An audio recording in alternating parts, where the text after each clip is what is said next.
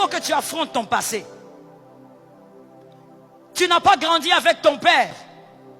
Ton mari ne sera jamais ton père. Mais pour régler ton âme, tu dois affronter ton passé. Ne dis pas je vais bien. Non, tu ne vas pas bien. Je vais être très cru avec toi ce soir. Parce qu'il s'agit de blessures de l'âme. Celui qui grandit avec son père, homme comme femme, ne sera jamais comme celui qui n'a pas grandi avec son père. Il y aura toujours une très grande différence. Une fille qui n'a pas grandi avec son père ne sera pas comme celle qui a grandi avec son père. Celle qui a grandi avec son père n'aura pas du mal à se soumettre envers son mari. Mais celle qui n'a pas grandi avec son père, à un moment donné, il y a des réflexes, des blessures qui vont se manifester. Il y a des sauts d'humeur que le mari ne comprendra pas. Vous êtes allé au lit, vous avez dormi calmement. Mais le matin, elle est nerveuse. Le matin, elle veut parler à personne. Le matin, elle n'a pas envie de te saluer. Mais alors que le soir, vous étiez très bien. Les femmes qui ont généralement des sauts d'humeur ont des blessures de l'âme. Les hommes qui ont généralement des sauts d'humeur, sans raison valable, ont les blessures de l'âme. Il y a des événements qui lui rappellent son enfance. Il y a des événements qui lui rappellent ce qu'elle a subi, ce qu'il a subi.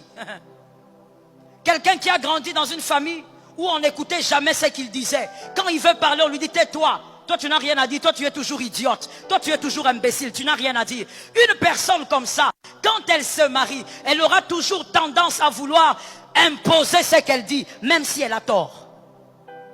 Parce qu'elle voudra chercher cette fois-ci que sa voix aussi soit entendue. Parce que son âme a un problème. Que quelqu'un dise que le Seigneur m'aide ce soir. Tu dois faire face à ton passé. Tu dois l'affronter parce que tes enfants doivent être épargnés. Je suis d'accord avec toi. Tes enfants doivent être épargnés. Tes enfants doivent avoir un autre cœur. Tes enfants doivent vivre dans la vérité, dans la pureté. Tes enfants doivent grandir avec des cœurs ouverts.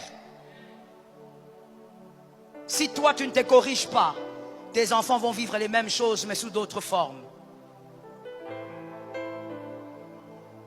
Voici le schéma à respecter qui vous placera sur le chemin de la guérison. Vous serez seulement sur le chemin, ça ne sera pas encore la guérison. Mais vous serez au moins sur le chemin de la guérison. Écrivez. La première chose que celui qui est blessé doit faire ou comprendre, il doit avoir l'humilité de reconnaître qu'il est malade. Apprendre à s'indexer est le commencement de l'humilité. Quand vous apprenez à vous indexer, pas indexer l'autre, mais vous-même. Vous regardez votre foyer, vous regardez votre vie, vous dites non, ça ce n'est pas la faute de mon mari, ça ce n'est pas la faute de ma femme, ça c'est ma faute. Lorsque quelqu'un commence à s'indexer face au problème, il est sur le chemin de l'humilité. Lorsque quelqu'un dans le foyer, quelqu'un qui est blessé au niveau de son âme, réalise que le problème c'est lui, c'est le début de la guérison. Est-ce que quelqu'un me capte bien? C'est le début de la restauration. J'ai dit à une âme ce soir, sois capable de reconnaître que le problème c'est toi. Il faut absolument que tu regardes ton passé et que tu sois assez humble pour reconnaître que tu es malade.